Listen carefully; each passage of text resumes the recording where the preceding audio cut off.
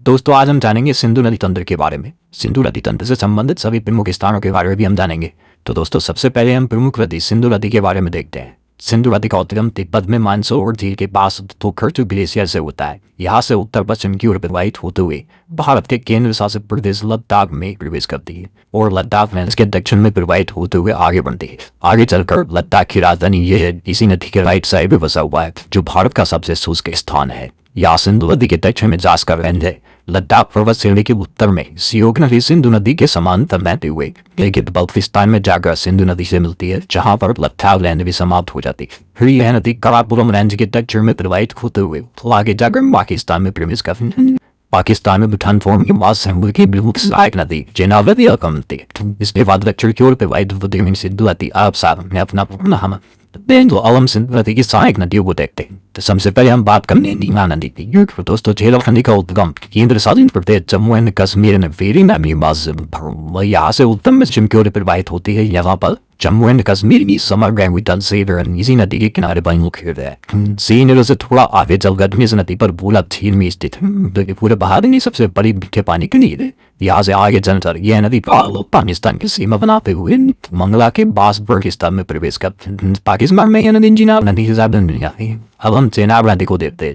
चेनाब नदी का उद्गम पारालाचारा दर्रे के पास से होता है। इसलिए यहाँ पर चंद्र और भावा दो नदी आपस में मिलकर चंद्रभागा नदी का निर्माण करती है और यही चंद्रभागा नदी जम्मू एंड कश्मीर में एंटर करने के बाद चेनाब नदी के नाम से जानी जाती है। जम्मू एंड कश्मीर से निकलने के बाद यह नदी पाकिस्तान में प्रवेश करती है और पाकिस्तान में झेलम लाबी और सतलुज नदी इसी नदी से आकर मिलती है और फिर यह नदी सिंधु नदी से जाकर मिल जाती है। यहाँ आपको ध्यान देना है, सहायक नदियों में अन्य सभी नदियाँ चेनाब नदी से आकर मिलती है और फाइनली चेनाब नदी सिंधु नदी से जाकर मिल जाती है। अब हम रावी नदी को देखते हैं। रावी नदी का उद्गम हिमाचल प्रदेश के कांगड़ा जिले में रोहतांग दर्रे के पास से होता है। हिमाचल प्रदेश से निकलकर पंजाब और जम्मू एंड कश्मीर की सीमा बनाते हुए आगे बढ़ती है। यहाँ सीमा पर ही इसी नदी को रचित सागर डैम स्थित है। यहाँ से आगे निकलकर यह नदी पाकिस्तान और भारत की सीमा बनाएंगी। पाकिस्तान में प्रवेश करने के बाद इसी नदी के किनारे पर लाहौर स्थित है। आगे जाकर यह नदी चेनाब नदी में जाकर मिल जाती है। अब हम देखते हैं दोस्तों ब्यास नदी। दोस्तों ब्यास नदी का उद्गम रोहतांग दर्रे के पास ब्यास कुंड से होता है। हिमाचल प्रदेश में कुल्लू घाटी भी इसी नदी के किनारे पर लोकेटेड है। इससे आगे ये पश्चिम की ओर प्रवाहित होती है और फ्लोम डैम ब्यास नदी पर ही स्थित है।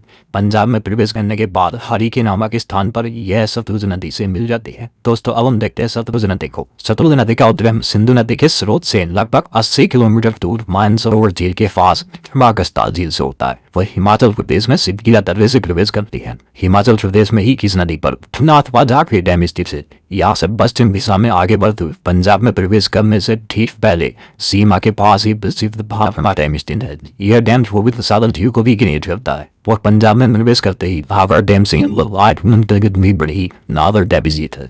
यहाँ से आगे बढ़ने के बाद इस नदी के किनारे पर ही पंजाब अब प्रमुख नदी स्थित है। आगे चलकर हरी के पाकिस्तान पर ब्यास नदी सतलुज नदी से हिंद के संगम मासी हरी की बैराज बन गया है, जहाँ से हाथ की सभी लंबी रह इसकी कुल लंबाई 649 नदी यहाँ से आगे बढ़ने पर पंजाब और पाकिस्तान की सीमा बनाते हुए आगे बढ़ती है। पाकिस्तान में एंटर करने के बाद यह चेनाब नदी में मिल जाती है और चेनाब नदी मिठानपुर से कुछ किलोमीटर ऊपर वो नदी में मिल जाती है। तो दोस्तों कमेंट करके बताइए ये आप गए और आगे आप फ्रेंड्स की तो मनी एंड विजन कमेंट में बताइए। तो वीडियो अगर आपको अच्छी लगी है तो वीडियो को लाइक करके चैनल को सब्सक्राइब कीजिए। Thank you.